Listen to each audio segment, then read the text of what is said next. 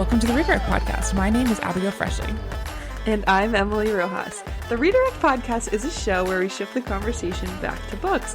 We discuss themes from some of our favorite books and how those themes relate to our real lived experiences. On today's episode, we're catching up on holiday reading, talking about how our 2024 reading goals shook out, and talking about upcoming releases in the first quarter of this year.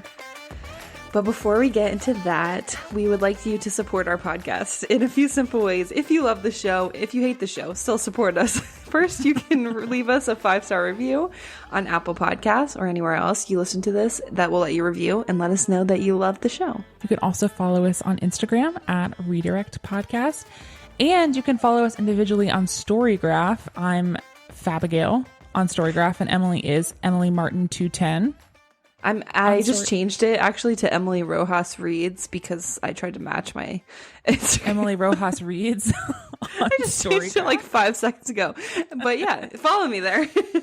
And I know I need more friends. I only have like 3.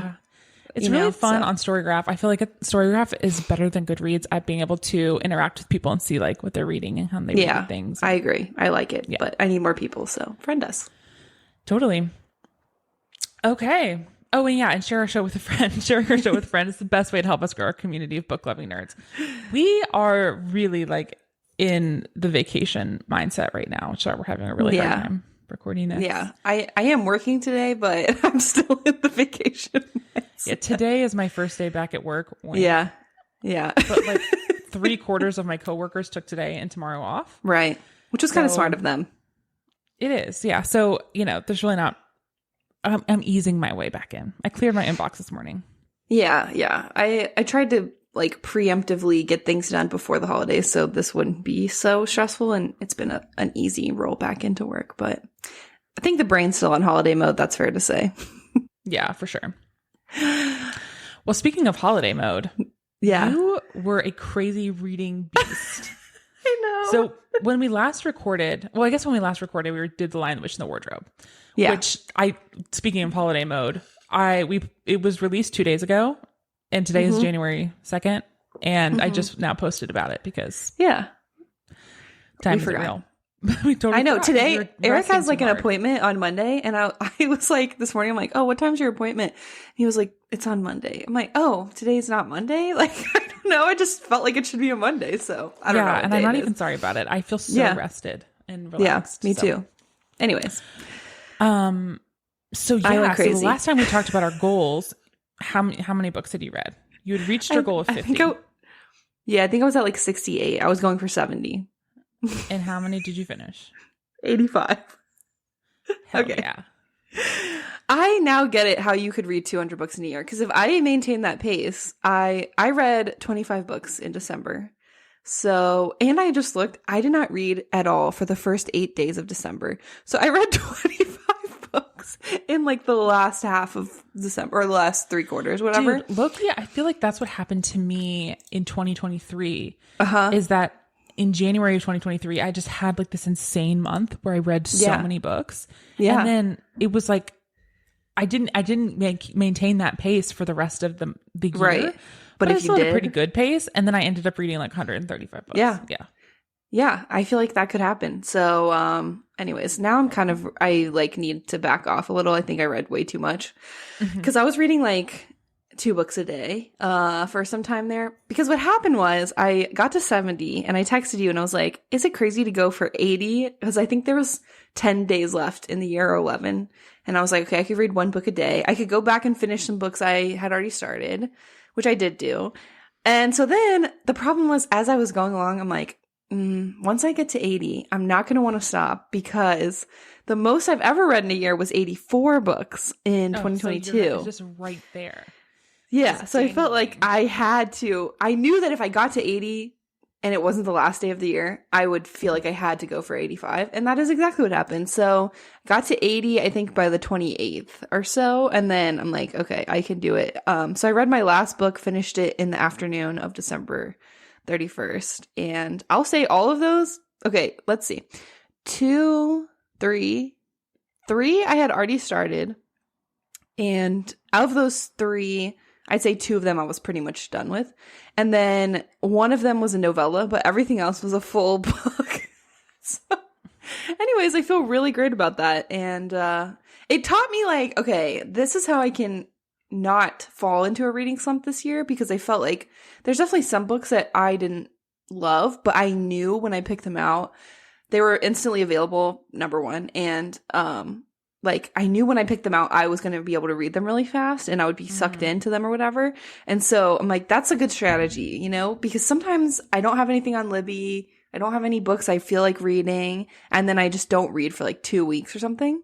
And so I feel like now it's like if I get to that place, I should just download one of those books that are in your sweet spot and you're going to crush, and it's going to keep your momentum going. So not every book has to be a 5-star book. Yeah.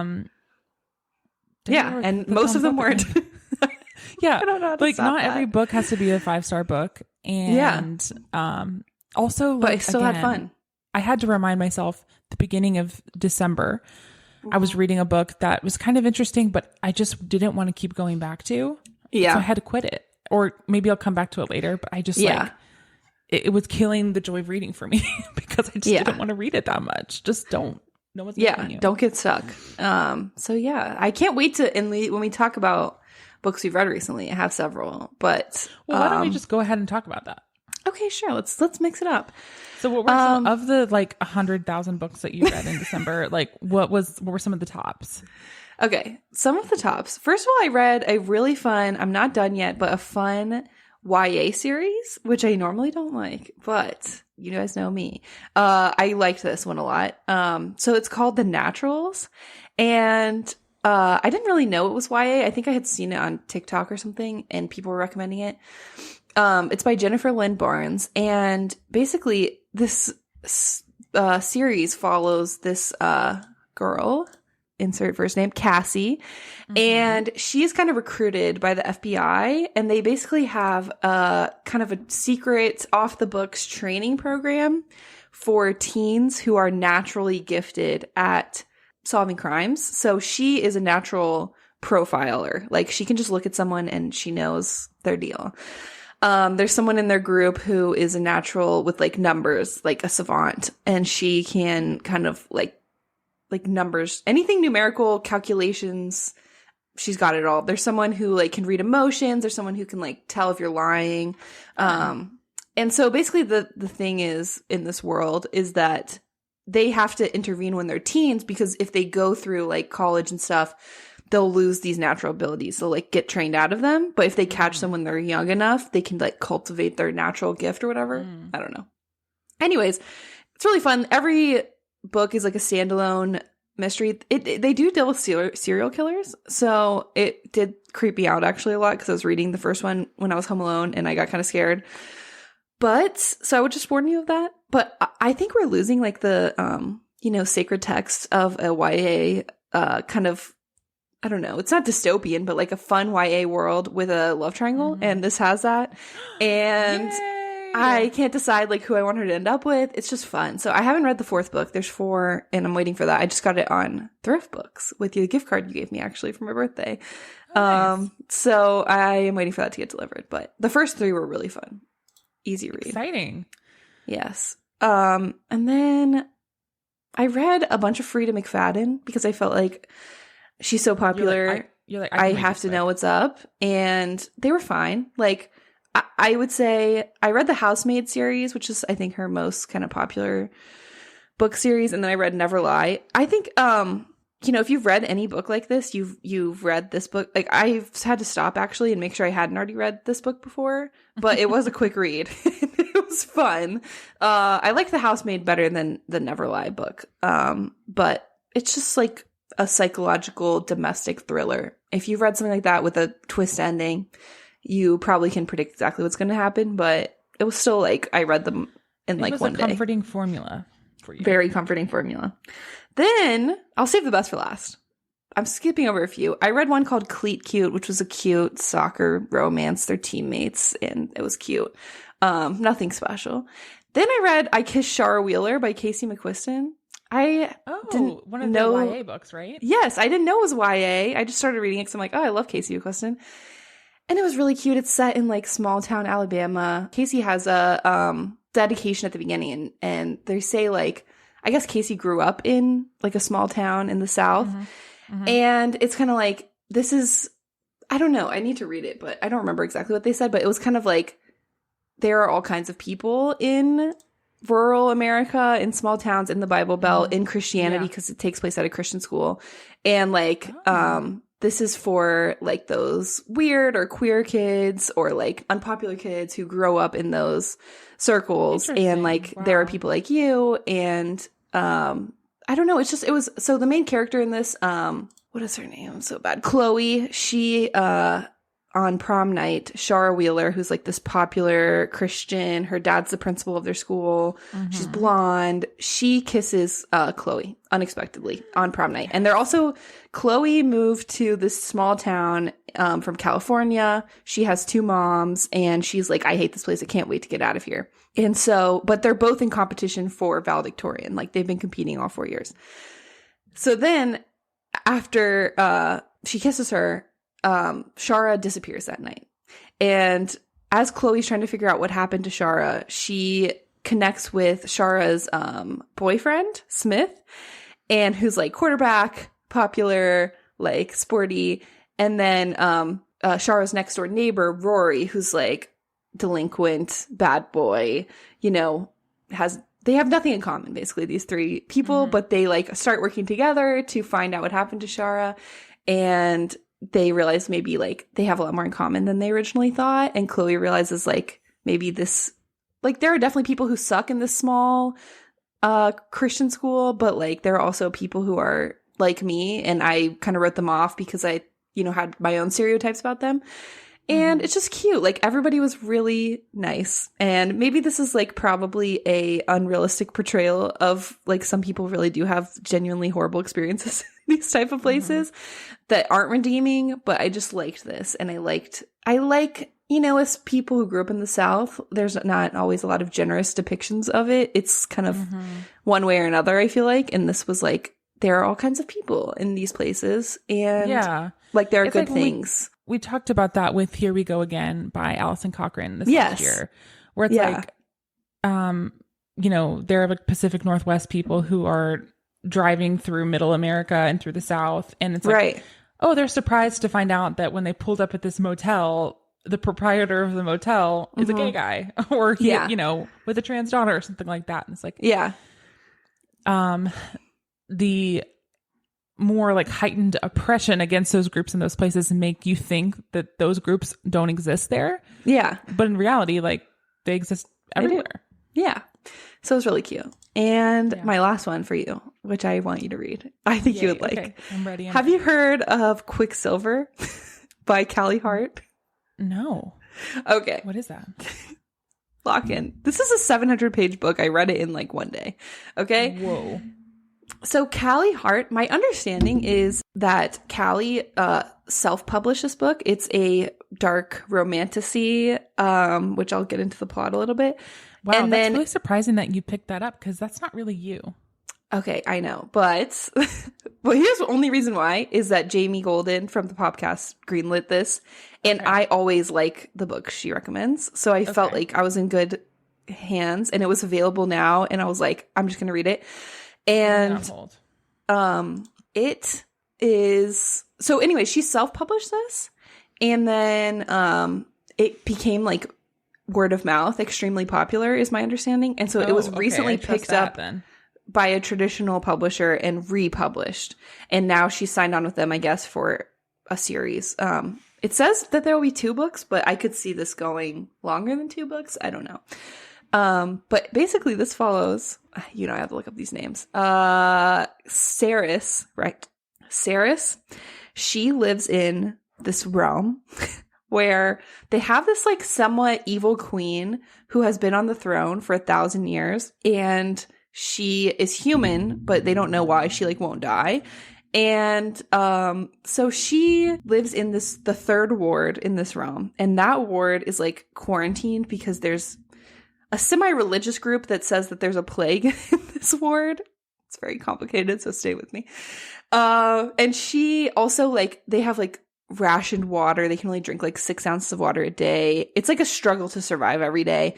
She's taking care of her little brother who is 21 but acts like he's like 8, and they don't have any other family. She's kind of on her own. She's like having to steal and barter and, you know, whatever, do whatever she can to survive. She is captured by the evil queen and taken to the dungeons, and through a series of events, she finds herself transported to another realm, which is where the Fae live, and she meets Quicksilver. Okay. No, he's not Quicksilver. To get to this other realm, she has to go through Quicksilver, which is like this magical version of Silver, and she's rescued by Kingfisher, who is a Fae who lives in this other realm.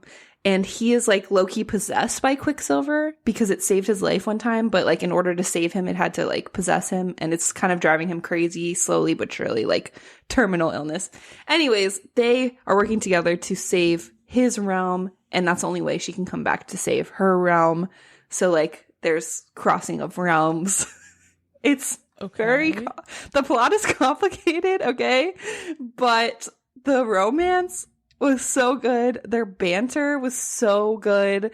Like, I am intrigued. It shows that it was self-published. It could have used probably an editor. I have, though, high hopes for the future because she had been picked up now by a publisher that, like, the second book will go through a little bit more rigorous editing. But I did think, like, the plot and the romance and, like, the, I don't know, complexities of what's going on and all the side characters were really fun. And I'm interested to see how it ties up. I think you would like it. I think if you are like a diehard romance or a fantasy person, like again, if you're not like a Fourth Wing person, I don't know that you would like this. But if you're just like, I'm here for the fun times and I will take everything at face value and go along with the story, I think you would like this. I really enjoyed it. I think I can be into it. Yeah, I think you would like it. Yeah. Let me know. Okay. It's going to take 14 weeks for me to get it. Yeah. Maybe less, but I'm going to get it eventually. Maybe they'll pick up more copies. Also, I'll say that this audiobook is an Audible 931st in line. Oh my gosh. See, it's very popular right now. The audiobook is an Audible original and I still had 1 credit left. So I used that on this to kind of listen and read. And since it's an Audible original, it has like the main narrator is like the main narrator is Saris's voice, but any other side characters have their own like actors come in. So like he has his voice, there's other side characters with their little voices. So that was kind of fun. Like the dialogue parts were really fun to listen to, but I mostly read it. I just was doing some chores and stuff and decided to listen to a couple chapters. So speaking of that style of audiobook, we've talked about this offline, but in preparation for the release of the third Fourth Wing book, I've started my reread of the first 2. And I found on Hoopla, there is like a dramatized adaptation of the Fourth Wing books. So it's like there's like different voices and actors. And it's like a little bit goofy at times because there's like dramatic background music and like sound effects and stuff. But it's like, it's faster than the original audiobook because instead of reading like the door creaked, you would just hear the door creaking. So, but almost all of the words are the same from the book. Like, like for instance, like Violet's thoughts and things, like she's still narrating that and saying it. Okay. But if it's like the wind blew really hard, you would hear the wind blowing really hard. Okay. So anyways, it's just like, I think combined, there's like 2 tracks of it. There's combined, that audiobook is like 16 hours versus like 25 hours for the base audiobook. Oh, wow. So, anyways, I've been doing that along with reading. So this is a tip to the listeners. If you are rereading Fourth Wing or whatever, I would say for your initial read, I would just read it. Read it. Yeah. But if you're doing a reread, this dramatization is kind of fun. Yeah, I am also rereading it, not to jump ahead, but I haven't reread it since I first read it. And so it's like knowing what you know now, not to spoil anything, but it is like a completely different vibe not completely different, but like the initial interactions of everyone, knowing like the things you find out later is crazy. So this is definitely a good one to reread. I feel like if you haven't, like me, gone back, it's interesting. Yeah. Yeah. So how was your holiday reading? That's enough of me. My holiday reading was good. I think on the last episode we discussed Say You'll Be Mine, didn't we? Yes, we did on the last one. So I read that, and then also over the holidays while I was doing lots of baking and cooking, I listened to the audiobooks of The Horse and His Boy and Prince Caspian, since I was already on the Narnia thing. Yeah. Those were like super quick audiobooks. Yeah. Yeah. It was very easy, very fun, whatever. Short. Very cozy. I was like, that was a cozy holiday experience. Then this is going to be a little non-conventional. So, hunker down. Do you remember Ice Planet Barbarians that I talked about? By Ruby I Dixon? do. Okay. How could I forget? The author of those books, her name is Ruby Dixon. And she has a new release that is called Bull Moon Rising. And it is really good. Oh, it was good. It was good for what it was. I mean, it's like insane, but it's a Minotaur romance. Okay. And what is a Minotaur? They have like a weird top half. It's like it's bull and man mixed. So bull head, man body, but man got body. It. But hooves. Right. Okay. So like human arms bull, and hands, human bull human again. torso, and then legs go to hoofs. Got it. Okay. But it's about this girl who, her name is Aspeth, and she is she's like a nobleman's daughter, but their family is like secretly bankrupt, and like the way that you accumulate wealth in this society is that you collect these magical artifacts. Okay. And her dad has gambled away all their magical artifacts back. So to save her family, she decides to run away from home and like take on a new identity and become one of the people who worked in like the artifact guild, where she's like going underground into these like ruins to try and collect these things, but they won't let her join because she's a girl. So she would have to have a chaperone. So she decides to enter into a marriage of convenience with a Taurian, which is like Taurus, like the like Minotaur, named Hawk. And the reason that he needs a marriage of convenience is that once every 5 years, the bull moon will rise, because in like the legend of this world is that minotaurs are descended from like the bull god had like procreated with a human, and that's how minotaurs were made. Sure. So every 5 years, and skip ahead if you have young children in the vicinity, the bull moon rises and all of the Taurians go into rut. Okay. Where they become like sex addled, and they this is like the time that they can procreate. Okay. And he does not have a mate, and he is like, I'm going to go crazy if I don't have someone to be with. So let's do a marriage of convenience. I'll be your chaperone for the thing, and I work in the guild with you, and you'll be my wife. And she's like, yeah, let's do that. I want to do that. Okay. What I will say is actually the thing I enjoyed most about this book was not the romance at all. It was like the guild and like searching for artifacts and like the magic of the world and all that stuff. And honestly, like, I probably could have left the romance of it behind. Interesting. I would say if you liked Ice Planet Barbarians, or if you like to read like weird, magical, smutty books, try this one out. The thing I was shocked about this book is that when I went to in Los Angeles, there is a romance bookstore called The Ripped Bodice, and so I went there to buy this book. And when I was at the checkout, the woman was telling me that NPR put this book on their list of like top 15 cozy romances to cuddle up with this Christmas. No. And I was like, did an editor at NPR read this? Yeah. Like, did somebody read that and think it's a cozy romance? I know. Crazy. Like, I wouldn't define it like that, probably, based on what you So told I would me. say that this book was good for what it was. But it's like, what I'll say about Ruby Dixon is like the books are almost like camp. Like, it's almost like it is. Like, it it's self-aware. How crazy it is. Yeah. But it just fully is that. I like you that. know? I appreciate that. Yeah. You know, this was like a 3.5 stars for me, but like it was good for what it was. Yeah. Love it. Okay. Then I read 2 really good books, both by Curtis Sittenfeld, who is a woman. And yes, I didn't know that until I Googled her. Yep. Mm-hmm. But smart of her, because that's probably the effect that she wanted.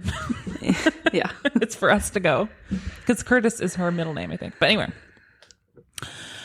So, at your recommendation, I read Romantic Comedy, which is the SNL romance, basically. Yeah. We've talked about it a little bit before, but as a refresher, it's about this like late 30s writer on SNL who kind of strikes up a relationship with like this very attractive, beautiful singer-songwriter who's like the host and musical guest on an episode of the Night Owls, which is this book's version of SNL. And it explores her doubts that like, there's like this thing in the book called the Danny Horst rule, where it's basically like Pete Davidson dates all these hot ladies. Okay. That's basically the whole thing, is like hot ladies are willing to date ugly guys, but hot guys aren't willing to date ugly girls, or like girls below their station, I guess. Yeah. And it's like the exploration of like how she feels that disbelieving that she could be in a relationship with this guy, or that, you know, and like her insecurity. It sounds fine, but like when you read it, it's so good. And it does not read like a normal romance novel at all. No, it doesn't. Not even close. The dialogue is hilarious and so good. Their banter is so great. I like devoured it. I was like kicking my feet and squealing and laughing and gasping. And there's a time jump, which is so fun. And yeah, it was so good. And I'm sorry I didn't read it sooner. I'm glad you liked it. That was one of the books. I really enjoyed the just like the insight into what it would be like to work for SNL, or to be a writer, or like a performer, or whatever, because it's just such a fascinating like, that to me was almost as interesting as the romance, you know, like the schedule they have to work, and it was really well done. At the end of the book, in her like acknowledgments section or author's note, she names all of the books and resources that she read to help contribute to this book. She read a ton of memoirs by former SNL cast members, and it's incredibly well researched. Yeah. So her other book that is equally, if not better researched, that was so good, is a speculative fiction called Rodham. Have you heard of this? Only because I saw it on your Goodreads and I clicked on it. Yeah. So or not Goodreads, Storygraph. Is a speculative fiction about if Hillary Clinton never married Bill and what would have happened. I listened to the audiobook of this, which is really good. The narrator does their voices really well. Like she does this incredibly accurate voice for Bill, and a pretty good one of Hillary too. So the first, maybe third of the book is true to history. So it's, her, it's like when she meets Bill in law school, and as they begin dating, and kind of looks back, also like interspliced with like stories from her childhood that like provide context for like her way of thinking and things like that. What is also true to history is that Bill, in the real world, Bill proposed to Hillary 3 times, and it took her 3 times to say yes. Wow. And so in this book, the point where it diverges is that she decides not to get married to him. And then it's like, what would happen if that didn't happen? And it's so interesting. And I would also say like the thing that's so good about this book is that it reads like a memoir. So this is like in a different world, Hillary Clinton was writing her memoir of what happened in her life. I like that. And so there was multiple times where I had to remind myself that this isn't true. This isn't real. That this isn't a memoir, because she'll say like, when I was in this hearing or in this meeting or whatever, this is what I was thinking. And it's like, the style is just like a memoir. And it was so good. And also like it shows like a well-rounded perspective, I think, on Hillary Clinton or Hillary Rodham in this world, because like it's transparent about some of the mistakes that she likely would have made along the way, as far as like kind of like white feminism, or like the lack of intersectionality, or the strategic decisions that you would make to acquire power, even at the expense of like what would be morally the best. So it's not even like this. It's like Hillary Clinton fan fiction, basically, but in a way that I don't think it gives a balanced view, I think, of her life. And you ask questions about like, is she really like, it's a balanced view first, what I'm trying to say. But it was so good. It will stick with me for a long time. And one like trigger warning for this book is that Donald Trump is still in this book. So fair. Yeah. Inevitable. He does exist as a character in this book. So this follows all the way up through the 2016 election. That's crazy. Wow. So, do you think Hillary Clinton reads that and is like, what if I hadn't married this guy? Honestly, I don't think she read it. Yeah. I don't think I would. I don't know. Maybe I would. I don't know. That would be tough. But what I'm telling you, Emily, it is so good. Yeah. I'm interested. It is so good. I mean, I think that if you have like no context for politics and that's not your thing at all, then you wouldn't like this. You don't have to have a lot, but like, and it's so interesting to see, when she made the decision, like when the timeline split, what events in history still happened? Yeah. What didn't happen? How did they impact her? And, oh my God, I just really want you to read it and tell me what you think. Okay, I will. I'll let you know. Thank you. Very interested. All right, so that wraps up what we read. I also wanted to ask you, because I saw that you DNF'd one of Rachel Reed's books, and I wanted to talk about that because I read another one of her books and did not love it, and so I'm just curious why you decided to DNF it. Yes. I just wanted to talk about it. So the shared book of hers that we loved was Time to Shine, which is like a cute hockey romance. And I was talking about that book with someone, and they were like, oh, you might like her other book, Heated Rivals, or Heated Rivalry. It's also hockey romance, but it's a little bit more angsty. And I just didn't like the characters, and I thought it was not great. I don't know. It was like darker and like more angsty and like piney, but not even like yearning. It was just not good yearning. It wasn't good yearning. It was just, I don't know. I quit. Yeah, I read the first. So that's like a part of a series, I guess. And I read the first book in that series, which is Game Changer. It's like a series of like 7 or 8 books, which I'm also sometimes I'm like, I know this isn't real life. Like romance books are not real life. But sometimes when there's a long series, I'm like, okay, there is just no way that there's this many like queer relationships in the NHL. Like we have to reel it in a little bit. I understand this is not real. Okay. But I start to question that. But this, it's another hockey romance. And I hope that she keeps going more like, cause Game Changers the one I read. Time to Shine is the one we liked. Yeah. That was a little different. I felt like it was more fun. This was like, I agree with the same. I didn't like the characters. I don't know. It just wasn't the same. It wasn't hitting. It's different. So I wanted to hear about that because I'm like, should I keep reading her back catalog, or I don't think I will now because you've confirmed that I didn't enjoy it.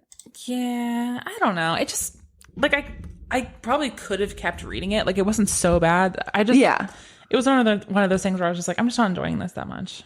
Yeah, I don't know. Good to hear. Anyways, but definitely read Time to Shine. Was off too. Like the way that she was telling the story was just off. So. Well, anyway. There you go. Okay. Now what? Okay. So we talked about the fact that you ended up reading 85 books. Yes. I ended up reading 103. But the thing that I did this year was just out of curiosity with no goal. I started on like a spreadsheet recording the data about the authors I was reading, the genres I was reading, whatever, but specifically like the gender, race, and LGBTQIA identity. That one I don't think was very useful because I found out quickly that you don't know. Like, unless someone is like openly queer. Yeah. Or like married or something. Then I would be like, I had options like, or, they write queer books or something like that. Yeah.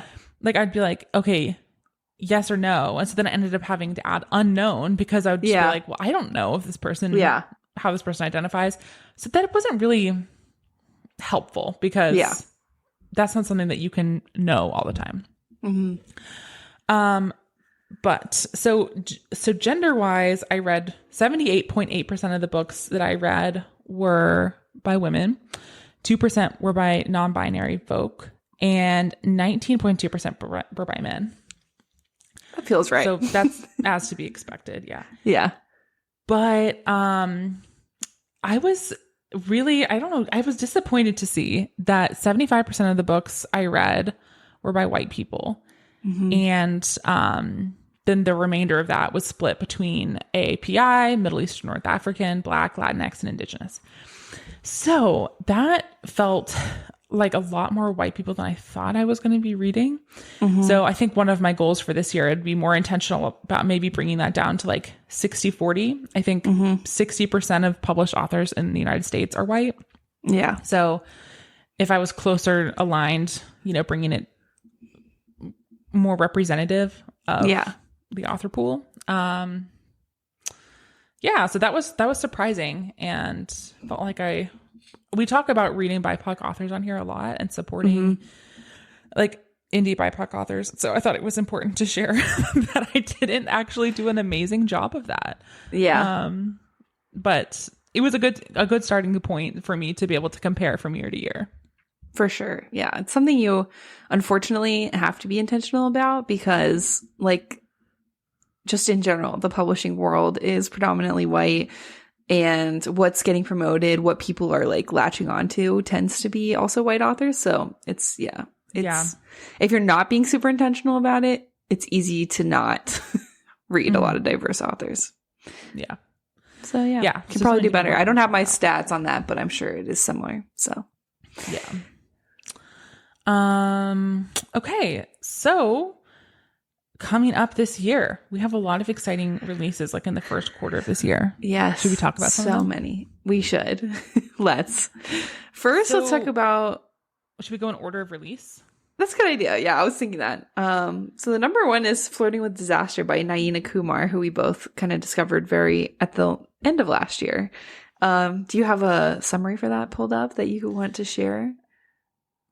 No. Sorry. but I can. Why don't you pull up a summary of that while we chit chat? While we do that, yeah. So the book of hers that we loved was Say You'll Be Mine. Say You'll Be Mine. Very cute. Very cute. We just recently talked about that in our last episode if you want to go back and listen about that. Okay. Here is about flirting with disaster. She needs a divorce from her husband, but a hurricane threatens to dredge up their stormy, passionate past in a sizzling romance from the best-selling author of Say You'll Be Mine. It's been years since Mina separated from her husband, Nikhil. Years since they first laid eyes on each other in their home state of Texas. Years since they spontaneously wed in Las Vegas, and she felt true happiness. Now a high-powered lawyer on Capitol Hill and ready to move on with another successful lawyer, Sheikh, Mina has returned to Texas, this time finally to obtain a divorce. But there's one thing Mina didn't account for, a hurricane forming in the Gulf, veering right towards them and giving them no choice but to hunker down in the home that they had built together. Suddenly, she finds herself trapped amid gale force winds and pelting rain with the man she once loved. As they spend more time together, Mina begins to remember everything that drew her to Nikhil, his small-town charm, his thoughtful nature, his absurdly good looks. But being with Sheikh makes sense to her. He's steady, ambitious, and wants exactly what she wants. So she'll stick to her plan, come hell or high water. But will her windswept heart make the right choice once the eye passes over and the storm settles? Oh, I'm scared. I'm scared. I'm scared right now. Oh, that's scary. I don't know. I guess we'll have to see. Who is she going to choose? See. I think it all hangs in whether or not we like Nikhil. Yes. And because I'm already biased towards him. I want her to get back with Nikhil. Yeah, you always root for that. I know. I'm actually, when I read that, I'm biased towards Shake because I'm like, why did you work out the first time? Yeah, that's probably true. It depends on so many things. Like, why did you break up the first time? Has that changed? And is Shake good? Is Nikhil good? Are either of them bad? I'm scared. Okay. I have an open heart. Me too. Maybe. Okay, excited for that. And then next is Onyx Storm, which you guys know is the third in the Empyrean. Is there supposed to be 4 total? Has she said that? I think so. And is it Empyrean? Empyrean? How many books will... Aren't you so glad you listen to this podcast? We're so well informed. Yeah. In Fourth Wing series. There's going to be 5. Oh. Wow. Okay, so what's going to happen? Oh my gosh. Let's read would you like to read the summary of Onyx Storm? I would love to read the summary of Onyx Storm coming out. And then we can maybe talk about some of our theories or what we're scared for, hopes, dreams. Yes, I would love to talk theories. Okay. Blah, blah, blah. After nearly 18 months at Basgiath, I never know how to pronounce these words, War College. Okay. I pause on that because because you know. No, I'm so confused. When I read it, I read Basgiath. Yeah. But in the dramatized version of Fourth Wing I was listening to last night, they pronounce it Basgiath. But what I also know here is that a lot of the names for the dragons and like the world are derived from Gaelic. Yes. So whatever it would be in Gaelic is what it's going to be. Let's go with that. Anyway, okay. Go. War College. Violet Sorrengail knows there's no more time for lessons, no more time for uncertainty, because the battle has truly begun, and with enemies closing in from outside their walls and within their ranks, it's impossible to know who to trust. Now Violet must journey beyond the falling Aretian walls to seek allies from unfamiliar lands, to stand with Navarre. The trip will test every bit of her wit, luck, and strength, but she will do anything to save what she loves, her dragons, her family, her home, and him.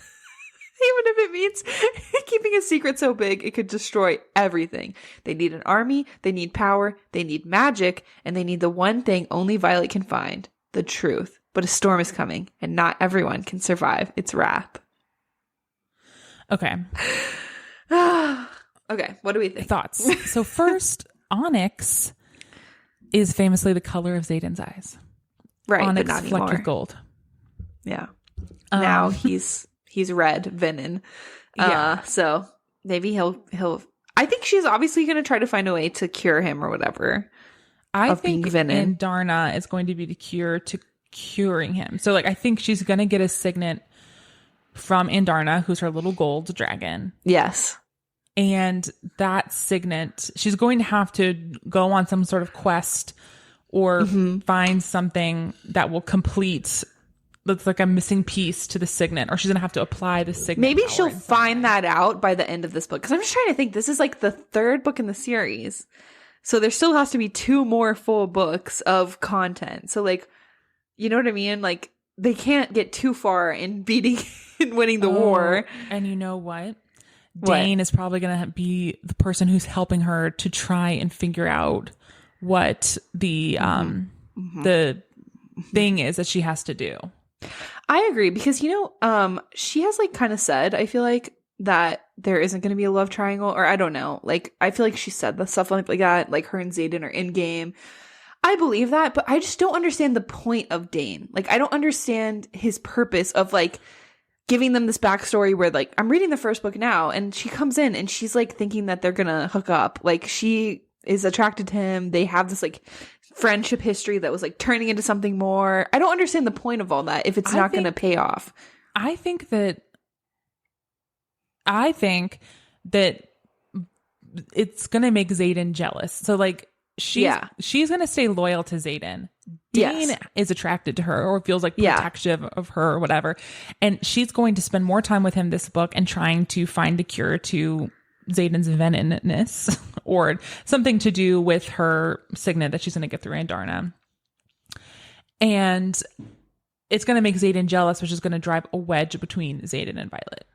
Yes. Like, I'm thinking... I don't think she's going to have a full, like, relationship with Dane. I just think he definitely serves some kind of purpose in the trajectory of their story. Like, I don't understand his purpose like when otherwise. Bella kisses Jacob in Equals. Yeah.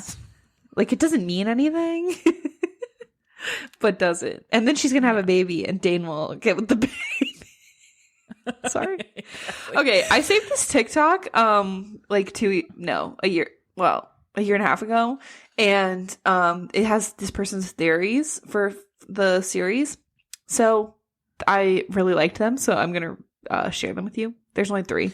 What's the name of the creator? Their creator is Brooklyn Breyer at She Is Literate on TikTok. So theory 1 of hers is that, basically that Xaden and Violet are going to be endgame, but there's going to be some other kind of love interest, whatever. We just said that.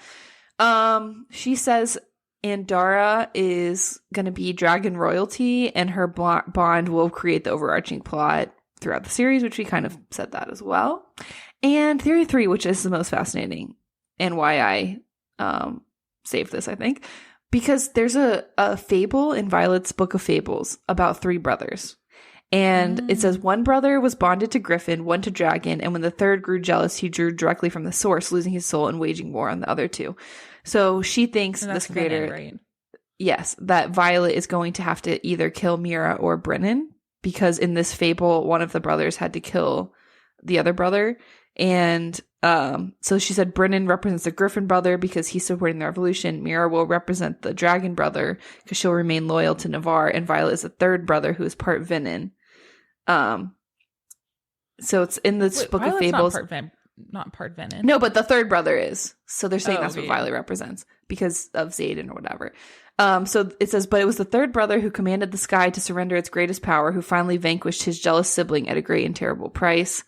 And then a Venin says to Violet later, such untapped power, no wonder we were called here. You could command the sky to surrender all its power. So, like, that's the same wording that was used in the fable.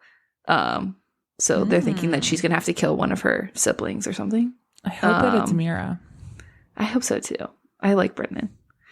Do we also think that there's anything, like, do we think her dad is alive? Or something with her dad? Probably. I mean, if there's 2 more books, probably. I know.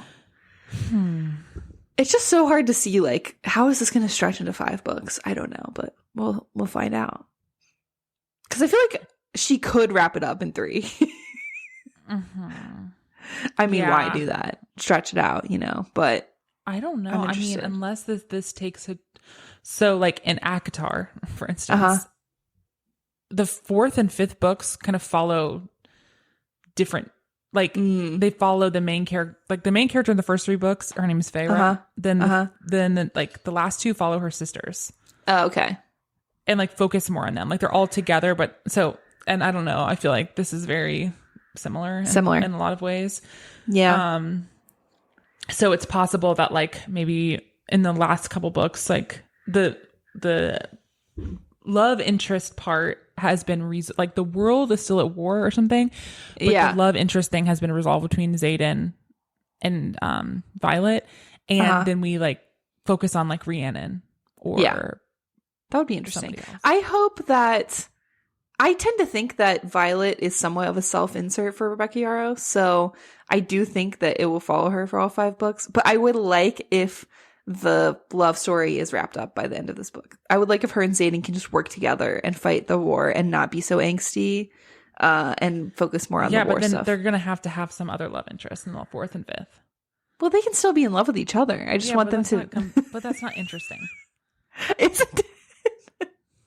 If they're working together to fight the war... No. Yeah, I think she's going to have I think probably by the end of this one, they will not be together. And then the 5th one, they'll get back, or the 4th one, they'll get back together by the very end. And then the 5th one will just be winning the war. That's my final answer. We'll see. I mean, watch everything we say be wrong. I know.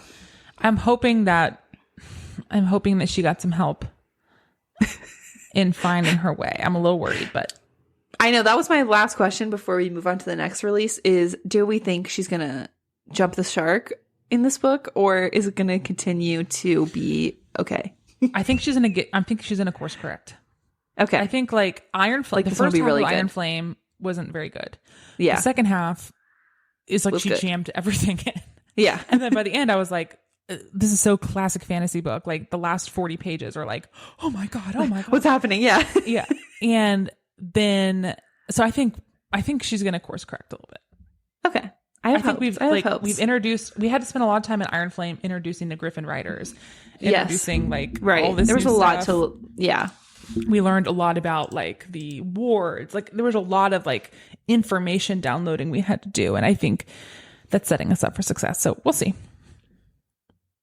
Also, I wanted to share that Rebecca Yarros has shared her writing vibes playlist for Onyx Storm, and someone has done a deep dive of it. Yeah. But some of the love songs include, let's see, ones that I know. So It Goes by Taylor Swift. Let's see, what else do I know? A lot of Halsey. That's basically it. Concerning. Several Halsey songs. Like Him and I by Halsey and G-Eazy. Cross my heart, hope to die, to my lover I'd never lie. He said, be true, I swear I'll try. In the end, it's him and I.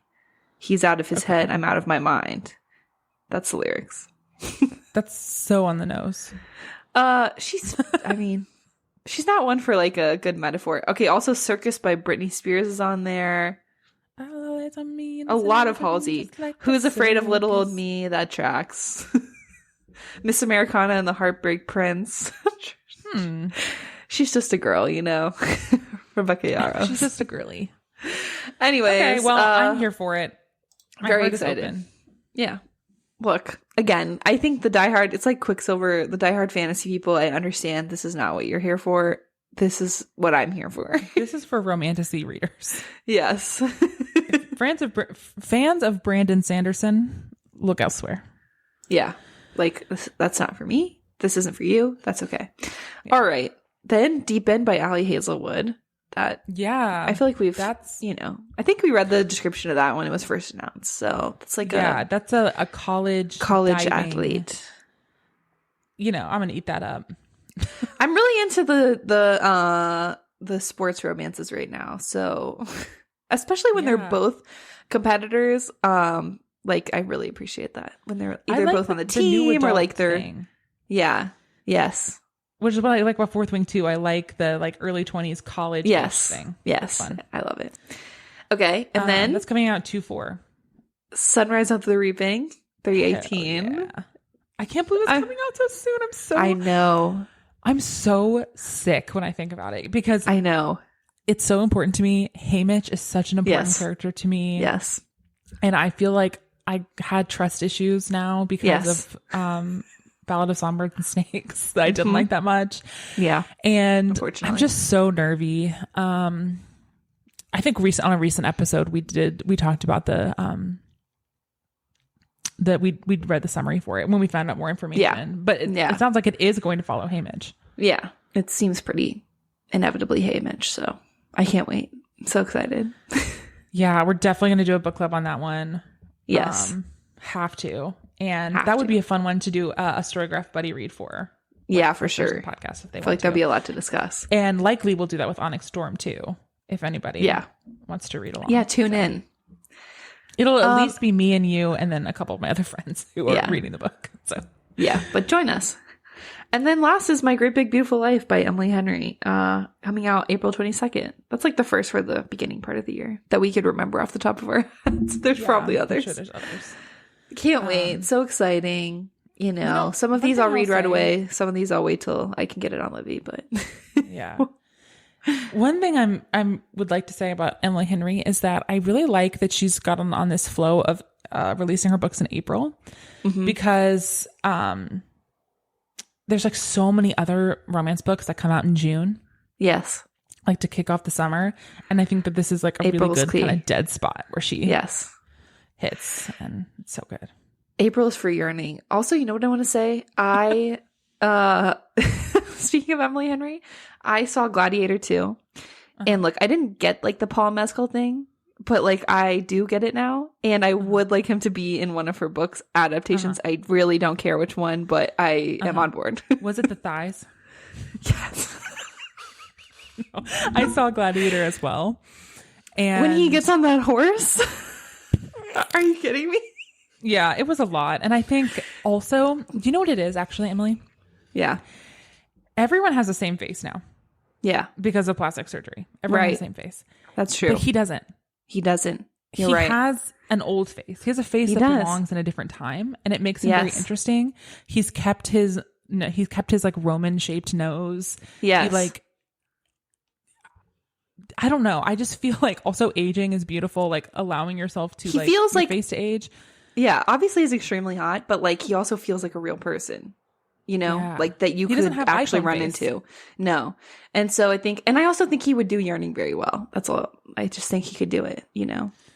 Yearning. That's what I want. So I'm on board. I didn't see it before because people were wanting him. I don't remember which one people were wanting him for. I want to say like Happy Place or one of those. Can I tell you something about Gladiator? Do you know who they almost cast instead of Paul Mescal?